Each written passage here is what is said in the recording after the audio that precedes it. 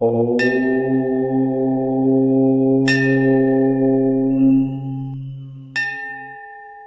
ஓம்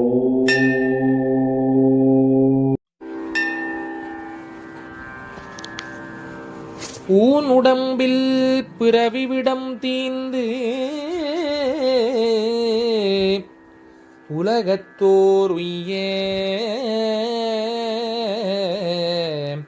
ஞானம் முதல் 4 மலரு நல். ஜெய் சீதாராம், ராதே கிருஷ்ணா. அன்பு நண்பர்களே, உங்கள் அனைவரையும் எனது தெய்வீக பயணம் யூடியூப் சேனல் சார்பாக வரவேற்கிறேன். இன்றைய பயணத்தில் ஒரு புதிய தரிசனம் காண்போம். வாருங்கள், பயணத்தை தொடங்குவோம். சென்னையிலிருந்து மாயவரம் மற்றும் கும்பகோணம் செல்லும் வழியில் அமைந்திருக்கின்றது பூந்தோட்டம் என்னும் கிராமம். அதன் அருகில் உள்ளதே கூந்தலூர் என்னும் சிறு கிராமம். கும்பகோணத்துக்கு தென்கிழக்கே சுமார் 10 அல்லது 12 கிலோமீட்டர் தொலைவில் அரசலாற்றின் தெற்கரையில் அமைந்திருக்கின்றது கூந்தலூர் ஆலயம். நாச்சியார் கோயில், இரவாஞ்சேரி, பூந்தோட்டம் சாலையில் சென்றோர் அல்லது நாச்சியார் கோயிலிருந்து 10 கிலோமீட்டர் தொலைவு பயணித்தோ இங்கு செல்ல முடியும். சென்னையிலிருந்து மாயவரம் செல்லும் பல பேருந்துகள் கூந்தலூர் வழியே செல்கின்றன. கூந்தலூரில் உள்ள 1000 ஆண்டுக்கு மேற்பட்ட பழமையான முருகன் ஆலயம் இன்று ஒன்று இருக்கின்றது. சனி மற்றும் செவ்வாய் கிரகதோஷங்களை நிவர்த்தி கொள்ளும் பரிகார ஸ்தலமாக இது கருதப்படுகின்றது. அருணகிரிநாதர் பாடியது போல சிலம்பு ஏந்தி காலிலும் கையிலும் சிலங்கையும் தண்டையும் கட்டி வலிமையான தோழர் காட்சி தரும் முருகப்பெருமான் என் முன் நின்றிருந்தால் நாளோ பூர்வ ஜென்ம வினையோ அல்லது கோளின் தாக்கமோ இதுதான் என்னை என்ன செய்ய முடியும் என்று கூறியதைப் போல சனி பகவான் கிரகதோஷங்களும் இங்கு வந்து முருகனை வணங்கி தரிசித்தால் தூர விலகும் என்பது ஐதீகமாக இருக்கின்றது. இங்குள்ள சிவபெருமான் மற்றும் பார்வதி ஆனந்தவல்லி உடனடி அருள்மிகு ஜம்புகாரணேஸ்வரர் என்று அழைக்கின்றார்கள். ஜம்பு என்றால் நாவல் பழம் அல்லது நரி என்று இது அர்த்தம் உண்டு. இந்த ஆலயம் அமைக்கப்பட்ட காலத்தில் இந்த பகுதி முழுமே நாவல் பழ மரங்களினால் சூழப்பட்டு இருந்ததினால் ஒருமுறை சாபத்தினாலும் நரி உருவெடுத்த முனிவர் ஒருவர் ஒன்று இங்கு வந்து சிவபெருமானை வணங்கி தரிசித்து தன்னுடைய சாபத்தை விலக்கிக் கொண்டதினாலும் இந்த ஆலயத்துக்கு இறைவன் ஜம்புகாரணேஸ்வரர் என அழைக்கப்படுகின்றார் என்று ஒரு செவிவழி வரலாறு சொல்லுகின்றது.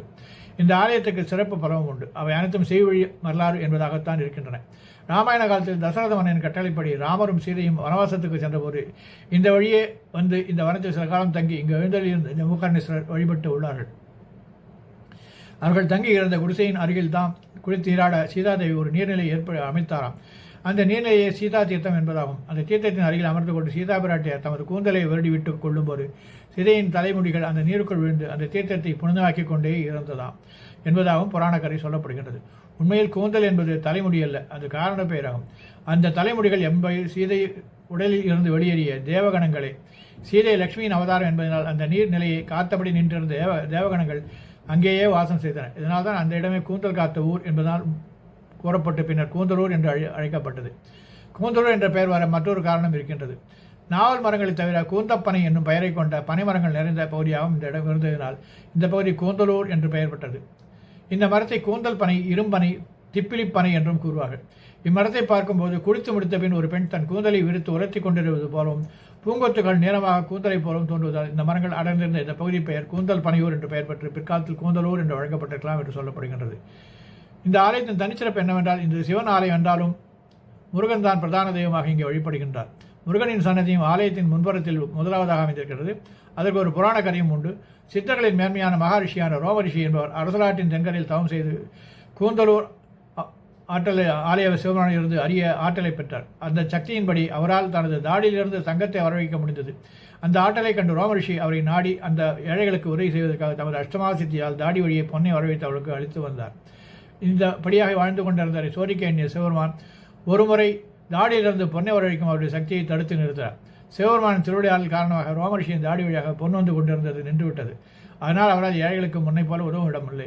என்ன காரணத்தினால் தன் சக்தியை இழக்க வேண்டியதாயிற்று என்பதை தெரிந்து கொள்ள முடியாமல் அவர் தவித்தார். அது மனம் தளர்ந்து போன ரோமரிஷி அடுத்த நாளே தனது தாடியை நீக்கிவிட்டார். தாடியை எடுத்தபின் முடியை சுத்தப்படுத்திக் கொள்ள குளிக்க கூட மறந்துவிட்டு தன்னை மறந்த நிலையில் சிவபெருமானை தரிசிக்க கூந்தல் ஆலயத்துக்குள் செல்ல துவங்கினார்.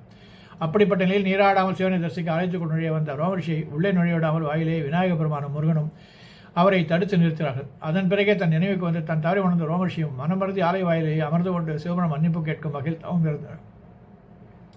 அவர் பக்தியையும் தவத்தையும் மெச்சிய சிவபெருமான் ஆலயத்திற்கு வெளியே வந்து அந்த ரிஷிக்கு காட்சி தந்தார் என்கின்றது வரலாறு.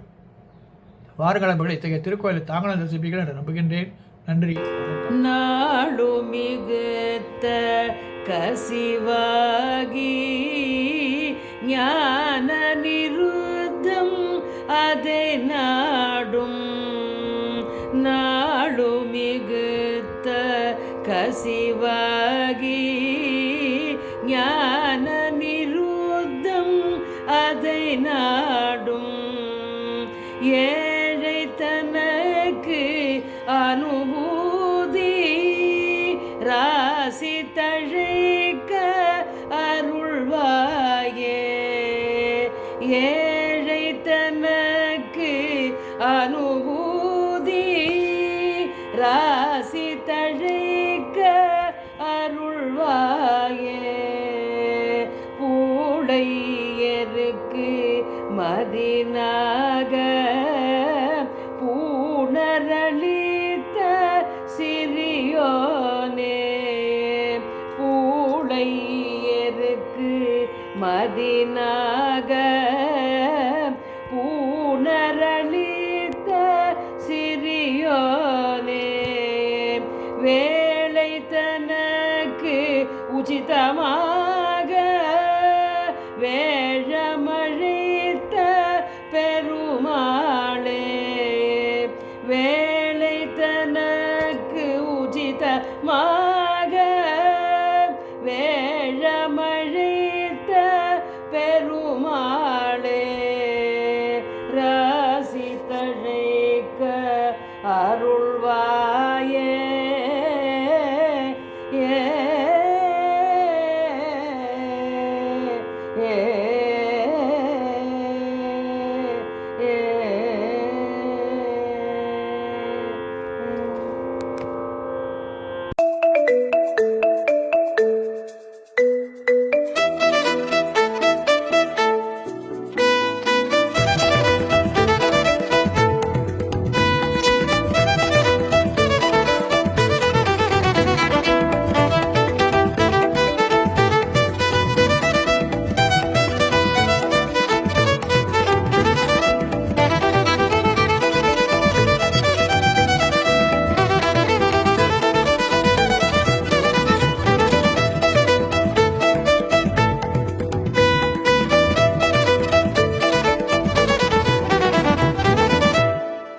Dear friends, you have been visiting many temples with me through my YouTube channel.